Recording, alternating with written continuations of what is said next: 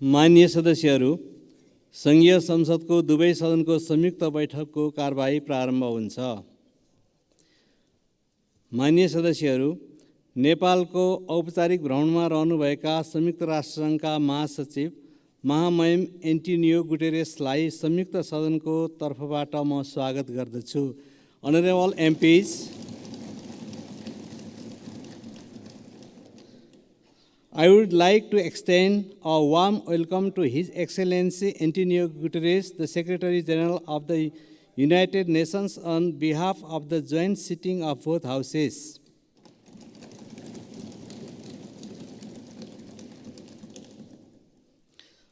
माननीय सदस्यहरू, म महासचिव महामहिम एन्टोनियो गुटेरेसलाई सङ्घीय संसदको दुवै सदनको संयुक्त बैठकलाई सम्बोधनको लागि अनुरोध गर्दछु। Honorable MPs, I would like to request His Excellency Antonio Guterres to address the joint sitting of the both houses of the Federal Parliament.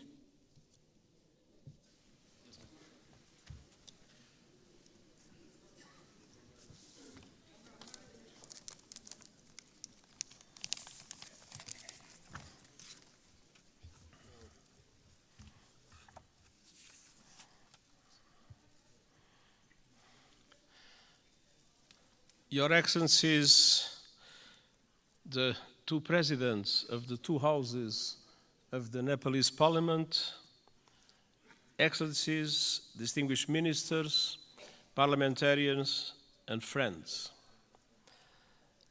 Allow me, before I start, to express my deep gratitude for the wonderful hospitality that the government and the people of Nepal has provided to me during these 3 days.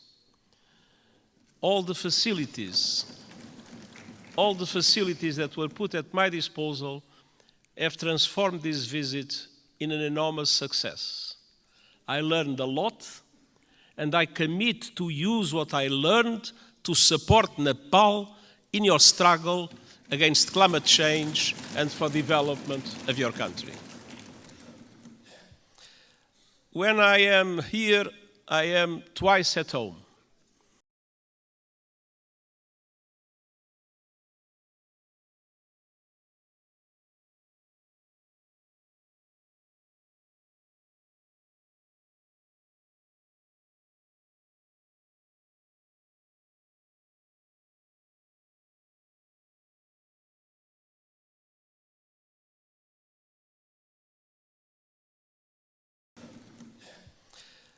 When I am here, I am twice at home. I have been astounded. And this trip has been no exception. What I've seen and experienced in the past few days will stay with me always. The sunlight hitting the Himalayas, the warmth of the people, the richness of your cultural diversity, and of course, the sanctity of Lumbini. I thank the government of Nepal for your invitation, your hospitality, and your welcome to me and to my delegation. Excellencies, we meet today amidst a world in turmoil. Decades of progress on poverty and hunger are being reversed in large parts of the world. Inflation is undermining household and national budgets. Families and countries alike face financial crises. Women are underrepresented and underpaid, and I recognize the enormous effort that Nepal is doing in the way for gender equality, full gender equality, and I praise your efforts and its results. Violence and conflict abound. While the conflict in the Middle East is thousands of miles away, Nepalis were among the many victims of Hamas' brutal attacks in Israel. I send my sincere condolences to the families of the 10 Nepalese students who were killed and express my best wishes for the safe return of Mr. Bipin Joshi, who is missing.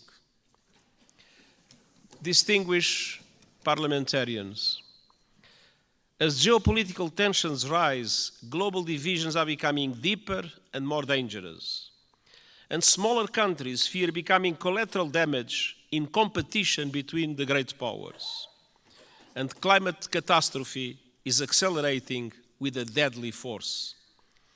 In responding to this crisis, the world could learn much from Nepal.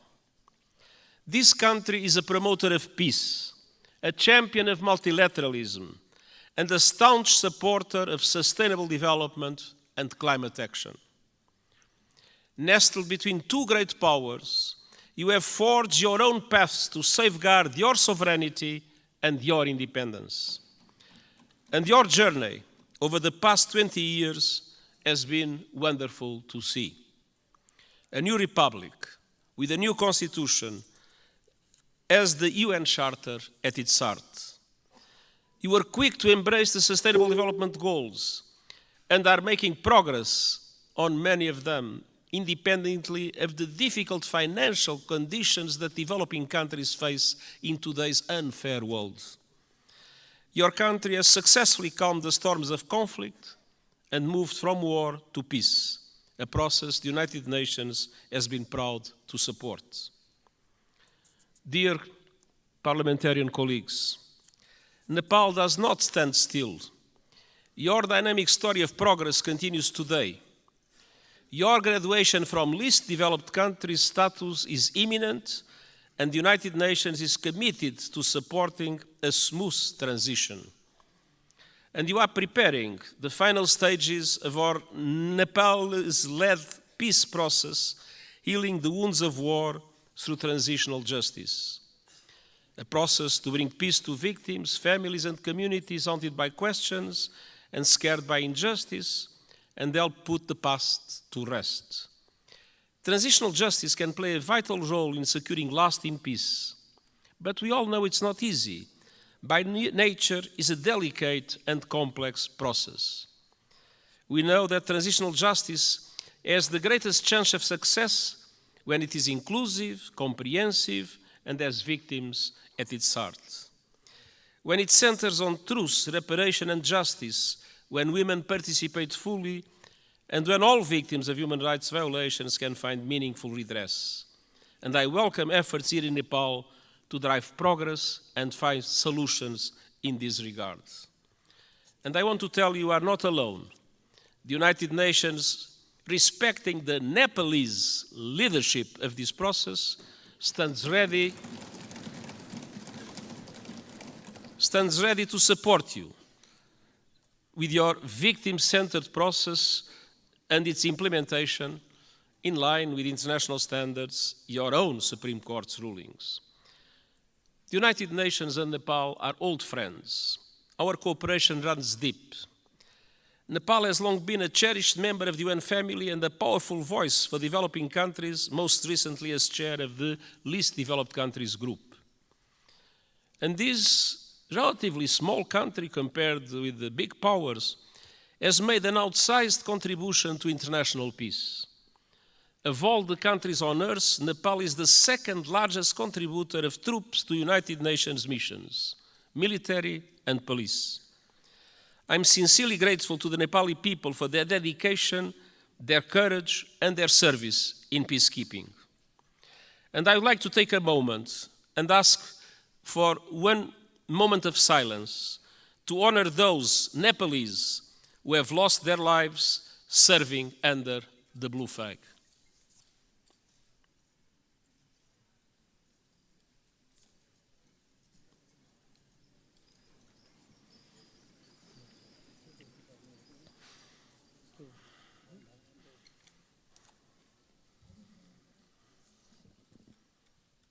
हामी मौन धारणको लागि 1 minute साथ दिनेछौँ।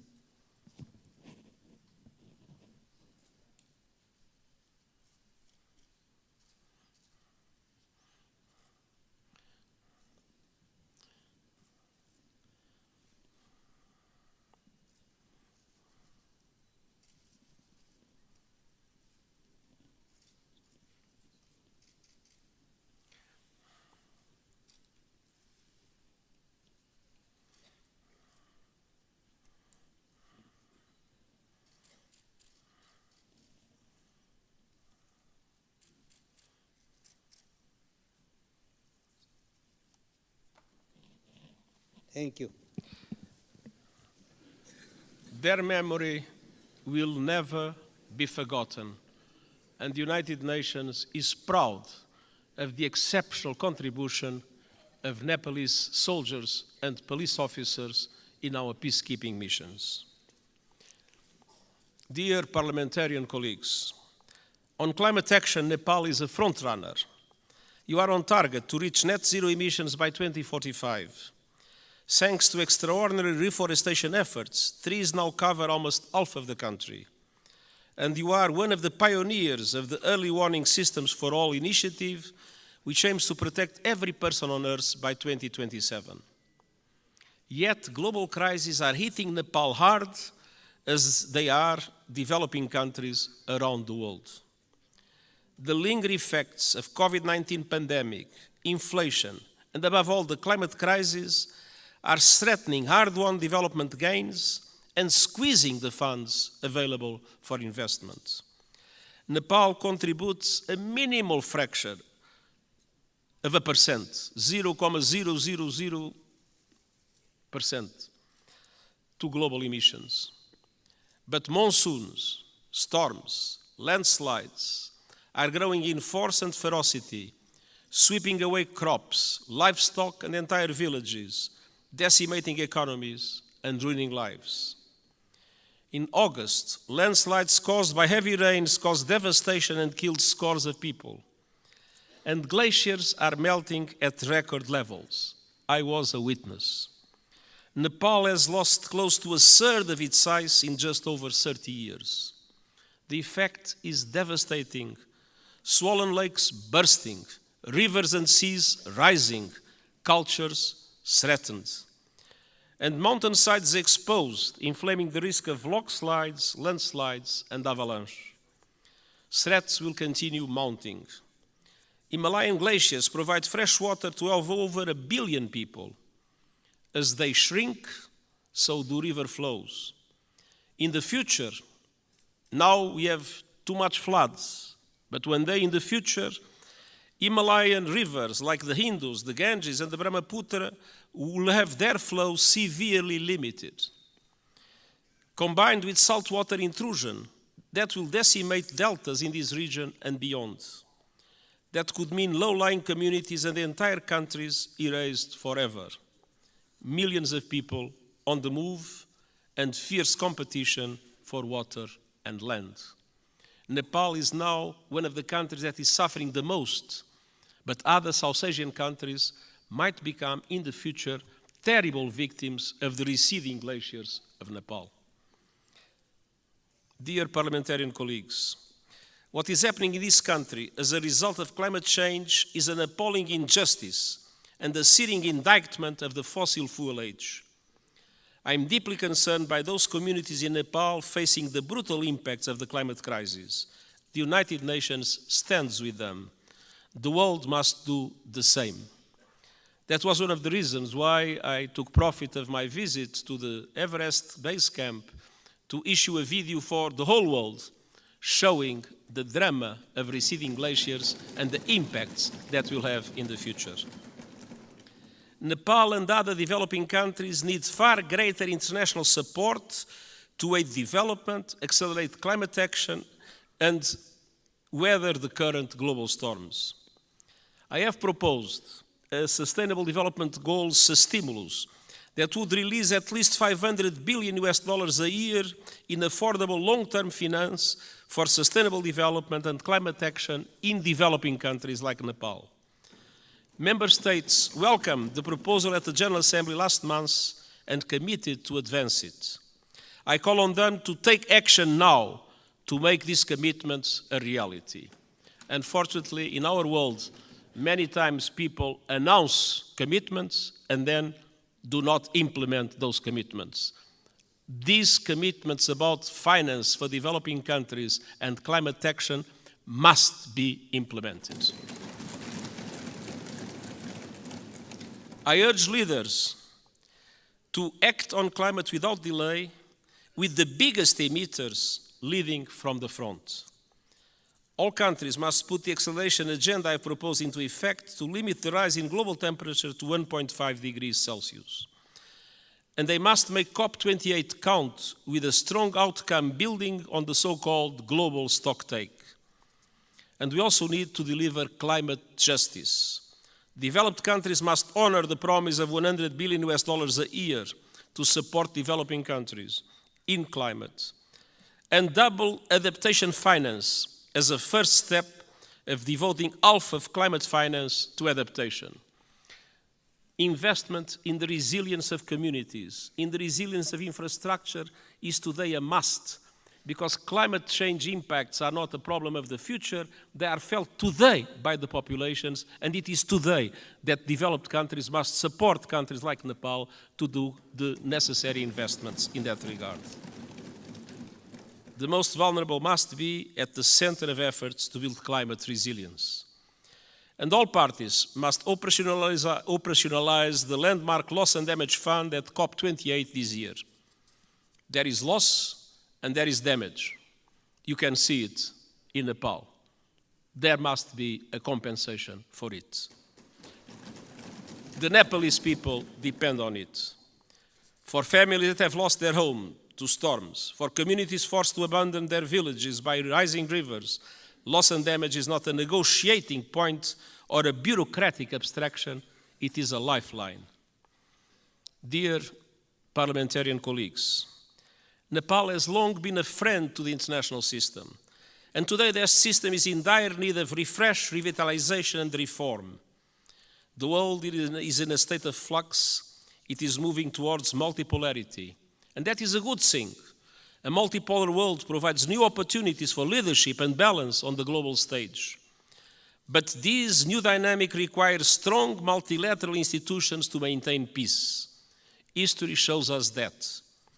At the beginning of the 20th century, Europe was multipolar, but without strong multilateral institutions, it descended into war that engulfed the world.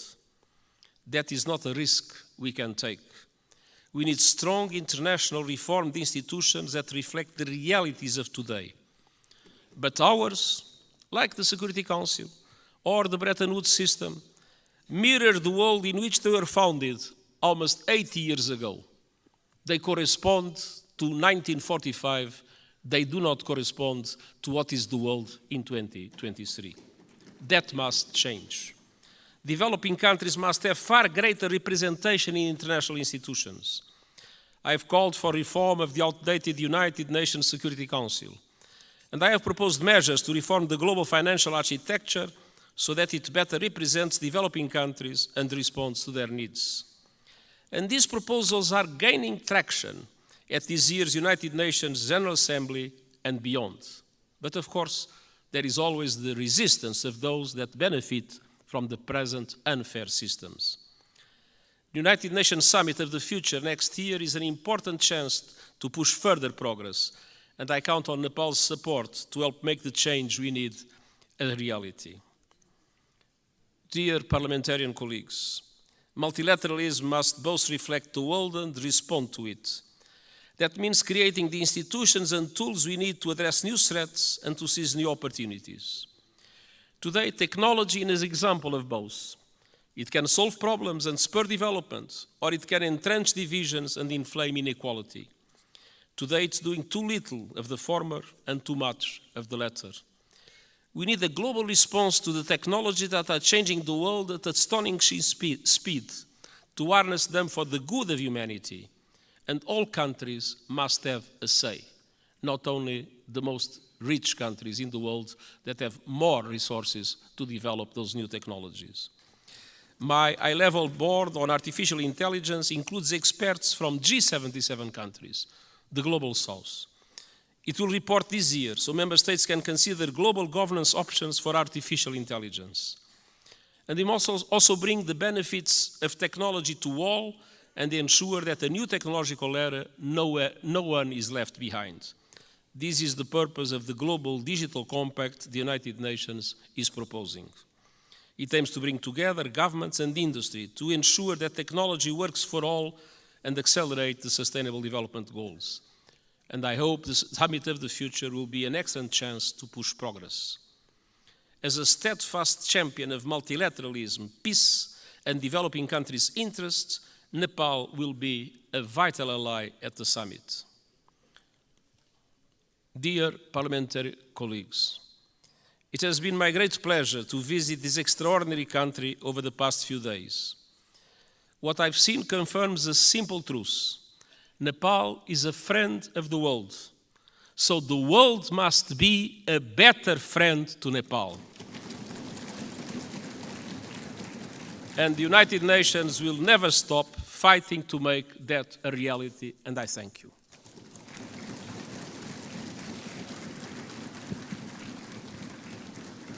अब म महामहिम Antonio गुटेरेसलाई आसन ग्रहण गर्न आग्रह गर्दछु. Now I